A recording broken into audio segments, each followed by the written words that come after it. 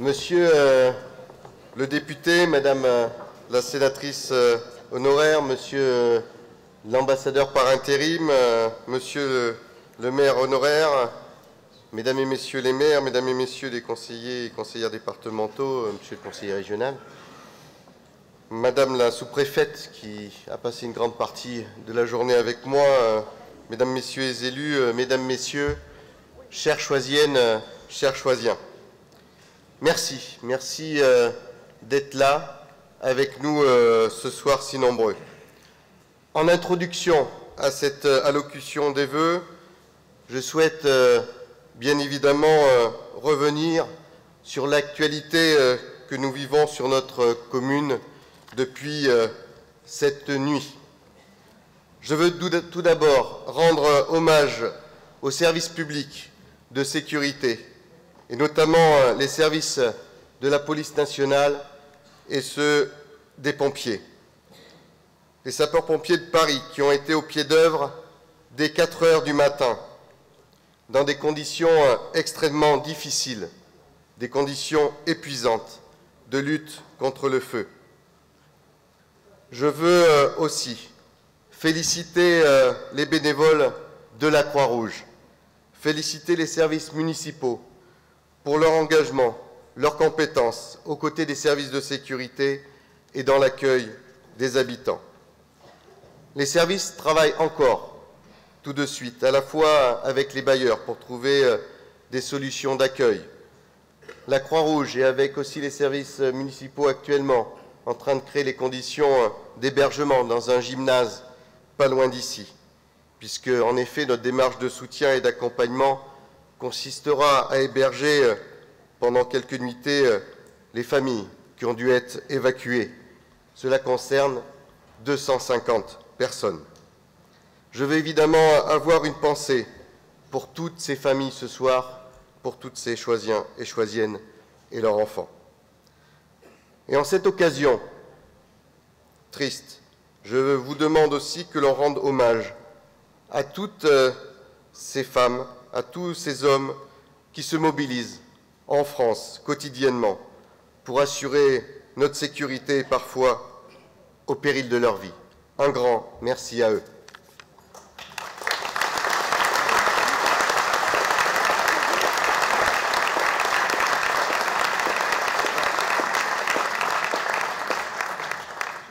Nous vivons dans un monde complexe et la situation de la paix est préoccupante. Non seulement des conflits ouverts ou latents surgissent ou s'éternisent, les extrémismes rassemblent et libèrent des paroles nauséabondes. Les chefs d'État et de gouvernement de grande puissance en sont des illustrations. Ils n'en finissent pas d'attiser la défiance de l'autre et la menace. Ils manient la grossièreté et la suffisance comme des symboles, comme de fait le président des États-Unis qui méprise diplomatie et l'ONU au nom de l'ordre Trump qui voudrait dominer le monde. Ce spectacle en réjouit certains, d'autres s'en amusent. En ce qui me concerne, eh bien, j'en suis atterré, consterné et fortement inquiet. L'économie de guerre qui semble animer toute cette démarche d'effet de manche n'a pour volonté que de continuer à piller les ressources de certains pays, aggraver partout la précarité et l'injustice sociale. Cette année, nous célébrerons le centenaire de la fin de la guerre odieuse de la boucherie de 14-18. Jean Jaurès disait déjà en 1895, je cite, « Tant que chaque nation, une classe restreinte d'hommes possédera les grands moyens de production et d'échange, tant qu'elle possédera ainsi et gouvernera les autres hommes, tant que cette classe pourra imposer aux sociétés qu'elle domine sa propre loi, qui est la concurrence illimitée.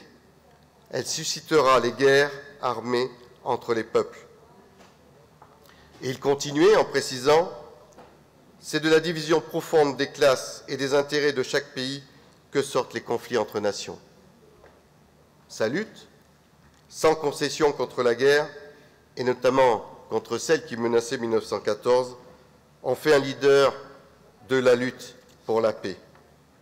Et chaque année, nous gardons vivantes les commémorations afin de promouvoir la mémoire et la culture de paix. Des célébrations que nous préparons avec les collèges et les lycées de la ville en sont un exemple. C'est cette culture de paix qui illustre les pages d'histoire de notre ville et notre attachement au respect des droits humains. Elle nous guide naturellement dans les bonnes relations que nous entretenons avec nos villes jumelles. Je pense à Đông Đa, et dont, avec le Vietnam, nous célébrerons le 45e anniversaire de la signature des accords de Paris en 2018. Je pense à la ville de Lugo, à Hennigsdorf, et aussi à notre ville jumelée en Roumanie de Tirnova. Elle nous appelle au projet de coopération aussi, avec le Mali, la Tunisie, la Grèce, mais aussi à apporter notre soutien à des personnalités persécutées ou injustement emprisonnées. Et dans le monde, des femmes, des hommes se lèvent pour affirmer leur envie de liberté, leur espoir en la démocratie. Ils s'engagent et engagent leur vie. C'est le cas avec les commères que je parraine au Kurdistan, ou avec mon ami, notre ami, Salah Hamouri. Salah qui est français, et quand il n'est pas en Palestine, il est un peu choisien.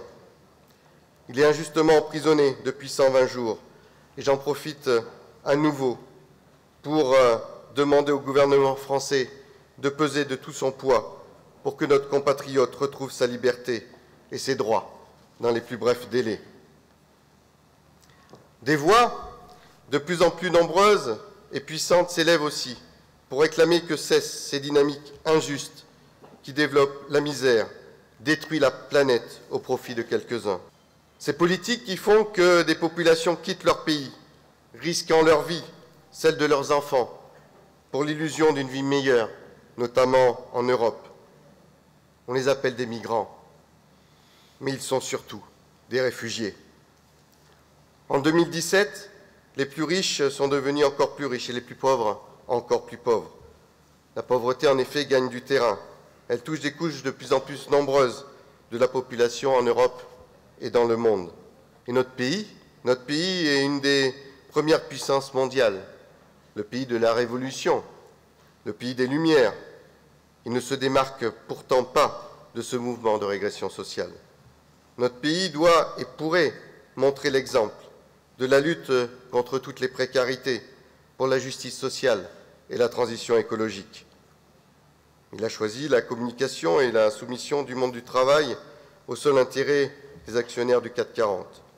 Chaque mesure impopulaire est imposée aujourd'hui, imposée à court d'ordonnances ou d'un, vous le saviez bien, c'était dans mon programme. Il faut quand même rappeler que notre président de la République, Emmanuel Macron, n'a rassemblé que 24% des suffrages sur son programme et que le deuxième tour ne nous proposait plus que l'alternative de la peste brune. Oui, Monsieur Macron, vous l'avez dit et vous le faites. Mais pourquoi vous ne parlez pas des mesures tournées contre le monde du travail? Revisitation du Code du travail, réduction de tous les services publics, hausse de la CSG qui va réduire les pensions des retraités et des cotisations des fonctionnaires, suppression de l'ISF pour la finance. Mais pourtant, je me rappelle bien, c'était écrit, vous aviez aussi programmé la lutte contre la fraude fiscale, mais vous avez surtout supprimé les agents nécessaires à la combattre. Plus personne ne doit dormir dehors. Je suis convaincu de ça aussi. Mais sans aucun moyen pour cela et en durcissant encore la cure d'austérité, j'ai bien peur que ce soit l'effet inverse qui se produise. Oui, Monsieur le Président, vous faites ce que vous avez dit, mais vous n'en faites qu'une partie, celle que nous redoutions, celle qui fait des cadeaux à la finance, celle qui méprise les classes moyennes et aussi les plus faibles, celle de l'intérêt particulier des plus puissants contre l'intérêt général. Et donc là aussi, je suis inquiet de cette volonté de faire disparaître un petit peu partout les services publics, alors que nous venons de vivre réellement aujourd'hui leur importance. que ce soit l'éducation, la santé, la justice, la police, mais aussi les services publics de proximité, que sont les collectivités territoriales. Alors vous ne serez pas étonnés. Pour ma part, je dis non. Non, Monsieur le Président. Tout cela ne sert pas l'intérêt général. Nous avons besoin de ces services, un bon état de fonctionnement. Les habitants de nos villes, de notre ville, ont besoin des services publics de qualité à leur côté. Mesdames, Messieurs, chers concitoyens, je vous invite aussi, avec moi, à dire non. Non aux attaques incessantes contre les collectivités territoriales que sont les communes, les départements et les régions, au nom du dogme de la finance de Bruxelles. Je vous invite notamment, et vous le savez déjà, je me suis fortement exprimé là-dessus, à dire non à la menace de disparition des départements et au risque d'arrêt de politique de justice et d'accompagnement sociaux que notre département ici en Val-de-Marne initie. Certains veulent crier haut et fort que les dispositifs que la majorité départementale a mis en place ne seraient pas menacés. Pourtant, certains n'existent qu'en Val-de-Marne et surtout, il n'y a aucun engagement du maintien de ceux-ci. Alors nous le vivons au quotidien. Ce dont ont besoin les habitants, c'est de moins de précarité, de plus de services publics, c'est de moins de mépris et de plus de prise en compte de leurs besoins, si souvent exprimés. C'est de moins de leçons, mais certainement plus d'écoute. À Choisy-le-Roi, chaque jour, nous construisons ensemble la ville durable d'aujourd'hui et de demain. La démarche politique que j'impulse dans la majorité municipale est résolument tournée vers la solidarité, la participation citoyenne et le développement durable. Je ne parle pas d'intention, ce sont déjà les 4e vœux de ce mandat et le bilan est là pour le confirmer.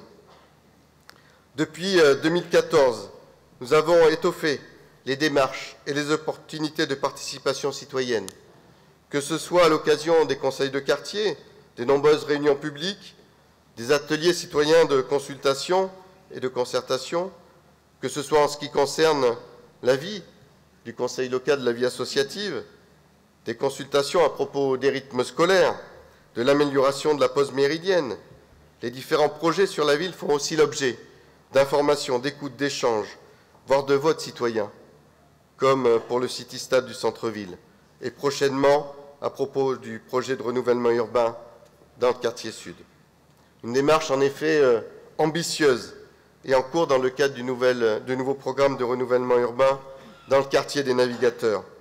Cette démarche a commencé en octobre et la première phase se terminera le 17 mars par une votation citoyenne. Ce vote permettra que se dégage un projet qui sera l'axe de travail commun vers le quartier de demain que l'on souhaite pour tous. Enfin, sur ces questions-là, une charte de la démocratie participative est en cours de finalisation. Elle a déjà réuni autour de sa rédaction des élus, des habitants, des employés communaux. Elle formalisera de plus grandes et de plus nombreuses possibilités d'intervention de tous dans la vie de la commune, même devant le conseil municipal.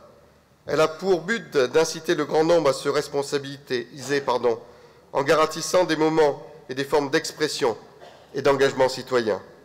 Elle sera d'ailleurs présentée lors de notre prochain conseil municipal le 31 de ce mois. Une participation citoyenne au service des projets de développement de notre cité. Des projets pensés et réalisés en termes de développement durable, c'est-à-dire en conjuguant à la fois le développement économique, environnemental et social. C'est le cas dans de nombreux quartiers de la ville et une réflexion dans les quartiers pour une cohérence de la commune. Une commune pour et par ses citoyens. C'est la perspective qui nous guide, la défense et la promotion de l'intérêt général. L'agenda 21 que nous avions adopté pour 5 ans, en 2013, dans le mandat précédent, et qui prévoyait 5 engagements, 17 défis, se déclinant en 110 actions, arrive à son terme. Et nous avons un bilan des plus intéressants, avec pas loin de 70% des actions réalisées ou en cours de réalisation. Une réflexion est en cours avec les différents acteurs locaux que sont les élus, les membres du Forum 21 et les acteurs associatifs pour relancer une nouvelle dynamique autour de nouvelles actions.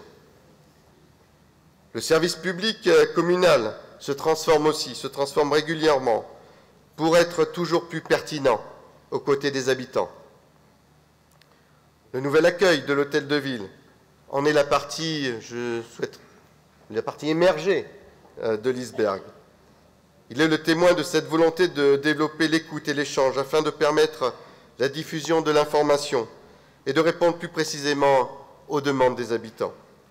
Il est aussi l'expression de l'engagement des agents des services municipaux pour être au plus près des Choisiennes et des Choisiens, et ceci quotidiennement. Vous le voyez, il ne s'agit pas de se délecter de belles paroles, mais les faits sont là. Il ne s'agit pas non plus d'autosatisfaction, parce que, et ceux qui m'entourent le savent bien, des progrès, de gros progrès, restent encore à faire. Et donc nous sommes aujourd'hui dans une phase politique volontariste. Des comportements sont à faire évoluer. La confiance doit continuer à s'installer pour élargir le nombre de participants et la qualité de cette pratique. Et donc, vous l'avez compris, je suis dans une démarche de fond et de sens. Je laisse à ceux qui se passionnent la gesticulation, les promesses sans lendemain, ou encore la communication éphémère se donnant beaucoup d'importance sur les réseaux sociaux. Nous savons, pour notre part, où nous allons. Nous ne naviguons pas en eau trouble.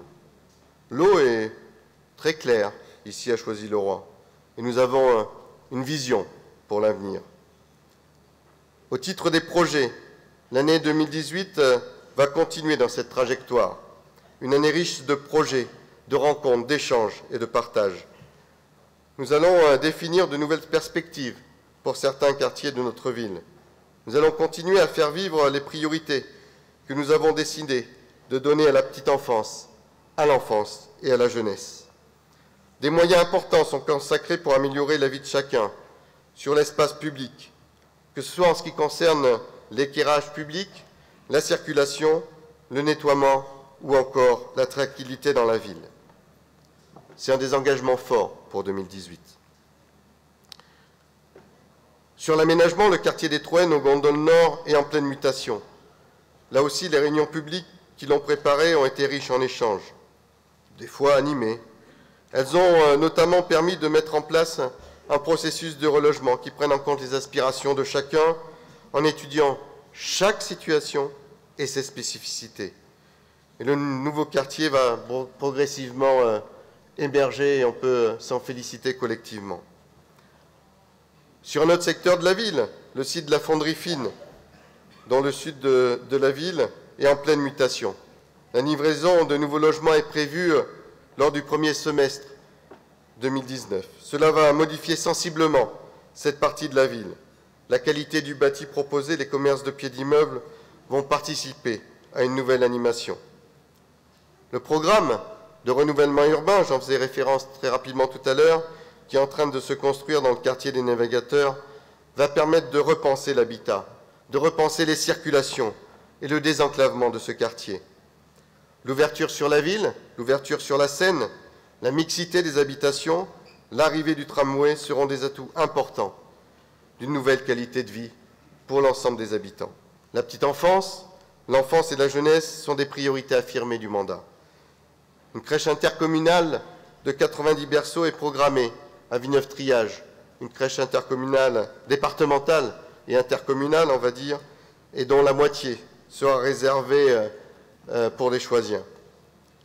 Concernant l'enfance, je sais que ça préoccupe beaucoup, la concertation que nous avons menée pour la construction des nouvelles activités pédagogiques et que nous nous sommes donné les moyens d'évaluer de façon paritaire pendant ces 3 années, doit être maintenant réinterrogée dans le cadre de la définition des rythmes scolaires et de l'enfance. Cherchez Françoise du Regard, je t'ai trouvé.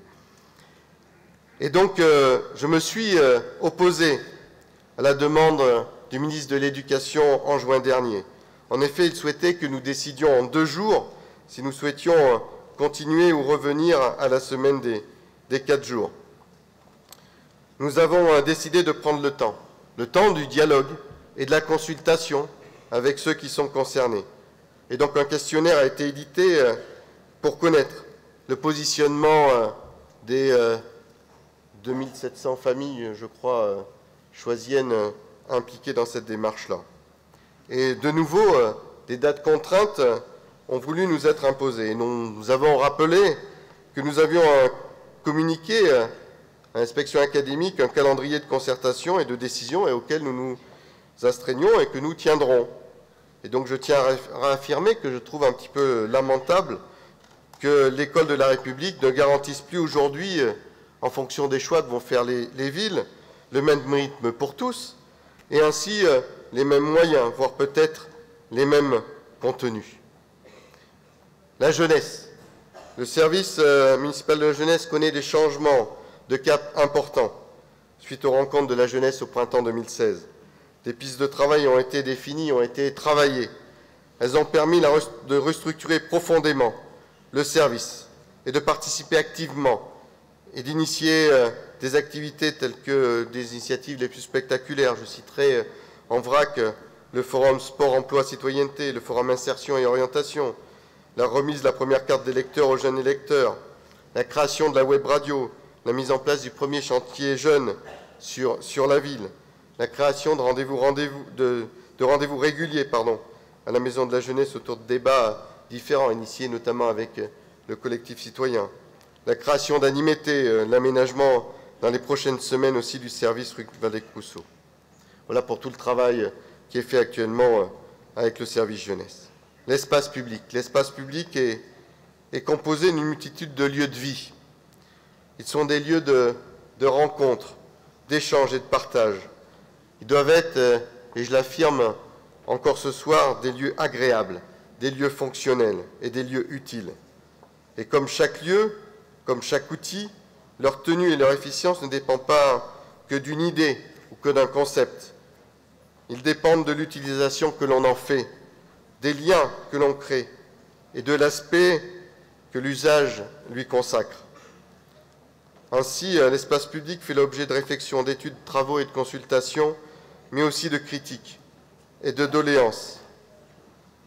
L'espace public, sa conception, sa réalisation et son entretien est l'affaire, certes, des services municipaux, mais c'est aussi l'affaire de tous. Et comme je disais précédemment depuis le début du mandat, nous démultiplions les circonstances de participation citoyenne et le résultat est encourageant. Alors certes, la municipalité a un rôle à jouer important, mais ce rôle ne suffit pas seul, même si, de nouveau, comme l'an dernier, nous abonderons fortement pour s'impliquer dans l'espace public. Mais comme pour chaque élément constitutif de la vie de notre République, la citoyenneté confère là aussi des droits et des devoirs. Nous avons décidé de consacrer plus de moyens à l'espace public, de consacrer plus de moyens pour rénover profondément l'éclairage public sur la ville, pour renforcer les équipes de nettoyage et aussi pour combattre fortement les incivilités. Ces moyens sont importants, mais ces moyens seront sans effet s'il n'y a pas d'engagement citoyen de tous les instants. Pour certains, cela passera par une prise de conscience que l'espace public est notre bien commun et que sa dégradation nous concerne tous, que l'attention que l'on y porte profite à tous. Là encore, il ne s'agit pas, comme le font certains, de se gargariser de mots ou de promesses qui n'engagent que ceux qui y croient, mais il s'agit bien ici d'agir pour notre part, mais aussi d'agir ensemble, chacun pour ce qui lui revient. Des progrès commencent à être visibles, et ils le seront encore plus visibles demain ou après-demain pour préserver notre ville. Donc préservons-la ensemble et développons-la ensemble. Vous le comprenez, cela est possible de fait par un travail collectif, possible grâce à l'implication du plus grand nombre. Du plus grand nombre, mais peut-être en premier lieu des élus de la majorité qui m'accompagnent, qui s'investissent dans la loyauté à mon égard, en assumant les choix et en soutenant les décisions prises par la majorité. Devant vous, je me permets de leur dire merci. Cela est aussi possible par l'implication d'autres, évidemment par l'action des agents des services publics, les services municipaux, bien sûr. Mais que serait l'engagement de la ville sans nos autres partenaires? Les services départementaux, les services aussi du nouveau territoire, du Grand Orly-Seine-Bièvre, la présence et la relation que nous avons aussi avec les services de l'État, les services du préfet, de la sous-préfecture, avec les services de l'éducation nationale, les services fiscaux aussi, avec les services de l'éducation nationale et bien évidemment avec aussi notre centre de secours, les sapeurs-pompiers de Choisy. Ce travail collectif n'aurait pas de sens aussi s'il n'y avait pas l'engagement, aujourd'hui l'implication de nombreux partenaires, nos partenaires associatifs, près de 300 associations sur la ville, et encore, il faudrait que je rajoute l'ensemble des associations sportives, M. Omis. Mais ces associations s'impliquent quotidiennement, de manière bénévole, dans le domaine de la culture, dans le domaine des loisirs, de la solidarité, de la santé, de la jeunesse, de la solidarité internationale et des sports. Merci à eux pour leur vivacité. Ils sont signes d'une démocratie vivante, a choisi le roi. Notre travail n'aurait pas de sens aussi sans le soutien et l'engagement d'autres partenaires. Les partenaires dans le domaine de l'habitat, dans le domaine social, mais aussi l'ensemble des partenaires économiques, quels qu'ils soient. Et je sais que vous êtes nombreux ce soir. Je vous remercie pour votre présence, pour votre soutien, mais aussi pour l'engagement que vous avez vis-à-vis de nous. C'est ensemble qu'on peut faire société. Et faire société, ce n'est pas suivre aveuglément un homme ou une femme providentielle, celle ou celui qui sait. Certains voudraient nous imposer leur théorie du ruissellement et du premier de cordée. Vous ne me le trouverez pas parmi ceux-là. Je crois bien plus à l'intelligence collective et à la capacité des humains à mettre en commun leurs ressources pour construire, produire et vivre ensemble dans l'intérêt commun. Je crois bien plus en la capacité des humains à vivre ensemble. Je crois en notre capacité à se rassembler, dans le respect de nos différences, dans la reconnaissance de ce qui nous unit, dans la richesse de ce que représente la conjugaison de nos histoires, de nos talents, de nos envies, dans la perspective de la société, de la ville que nous envisageons ensemble pour demain. Alors, apaisement des tensions, diminution des conflits, implication et participation citoyenne, une ville agréable où chacun prend sa place. Voilà ce que je vous souhaite à tous pour l'année 2018. Très bonne année à tous.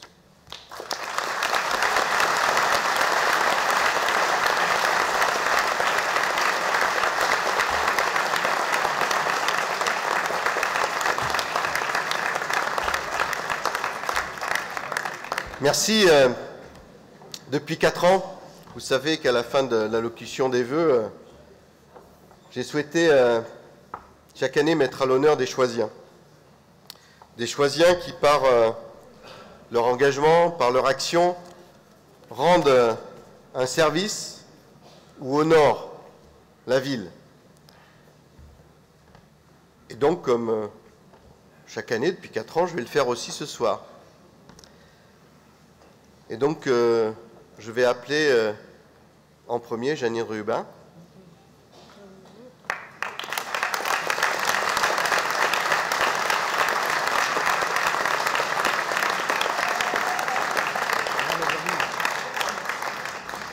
Bonsoir Janine.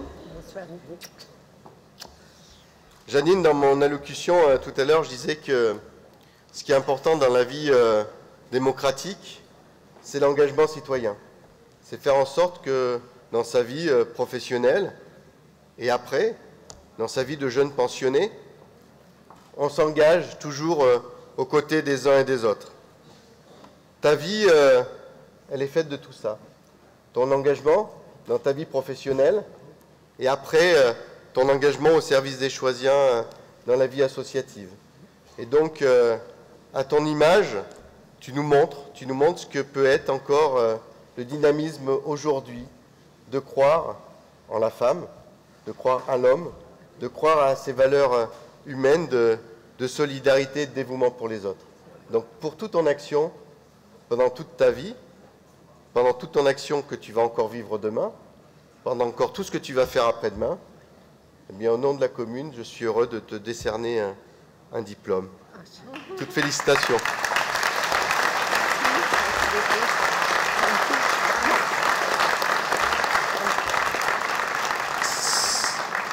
Je crée un nouveau diplôme, il n'existe pas. C'est le diplôme d'honneur de l'engagement citoyen au service des Choisiens. Voilà. Je te remercie vraiment, Didier. Et je remercie aussi le conseil municipal parce que je pense qu'ils ont participé aussi. Merci. Merci beaucoup. Alors de fait, le jeu consiste à être équilibré. Lorsque on honore quelqu'un qui s'est engagé dans la vie associative, je ne pouvais pas en faire 3. Je parlais tout à l'heure d'économie, l'importance de l'économique dans la ville. Donc l'importance du développement économique dans la ville, c'est de fait les entreprises du secteur économique, mais l'économie, elle est une et diversifiée. Et on souhaite fortement développer l'économie sociale et solidaire dans notre ville. C'est pour ça que j'appelle Stéphane Rossi à venir me rejoindre. Alors vous allez dire, c'est bien, on connaît son prénom, on connaît son nom de famille, mais qui c'est Stéphane? Stéphane est président d'HEP, une entreprise d'insertion qui œuvre depuis 22 ans, ici à Choisy-le-Roi, et notamment dans le quartier des Navigateurs, mais pas uniquement, donc tout un travail d'insertion, d'accompagnement à la professionnalisation, à ce qu'on appelle, et un terme que j'aime pas bien beaucoup, à la sortie positive, comme s'il y avait des sorties négatives. Mais ce qui me paraît intéressant dans toutes les entreprises et les démarches d'insertion, c'est de croire à la capacité de chaque individu de pouvoir vivre de sa vie, de pouvoir être des femmes et des hommes debout. Et à travers les entreprises d'insertion, les chantiers d'insertion, comme HEP, et on pourrait en citer d'autres, eh bien c'est tout ce travail-là qui est important pour montrer qu'il y a une accessibilité possible. Et donc, ces 22 ans de travail au service des Choisiens, de présence dans les quartiers, pour nous, c'est un acte fort et ça fait vraiment partie de l'économie du pays. Donc félicitations à toi et c'est pour ça que je suis heureux de remettre la médaille de la ville, non pas automatiquement à Stéphane, mais aussi à HEP pour tout le travail qu'ils ont fourni et tout l'accompagnement qu'ils ont fait auprès des Choisiens.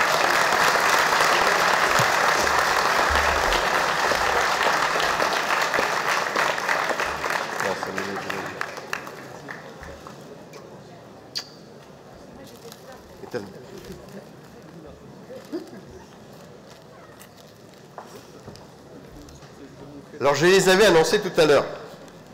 3 jeunes, 3 petits jeunes. Donc les 3 petits jeunes, je vais leur demander de venir. Stéphane Obdia, Grégory Séjor et Antonio da Silva. Ils veulent bien me rejoindre.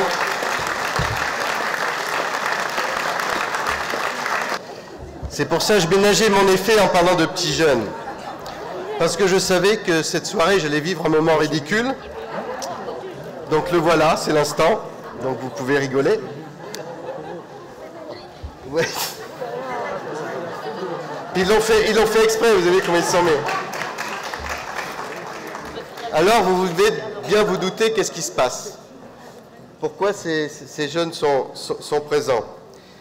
Eh bien, parce qu'ils sont membres d'un club de basket à Choisy-le-Roi, en sport adapté. Donc c'est mettre à l'honneur à la fois son club, l'entraîneur, le président qui est là, mais pas uniquement. C'est qu'à travers leur performance sportive, eh bien, ils ont été sélectionnés en équipe de France. Et donc, ils se sont dit, c'est bien.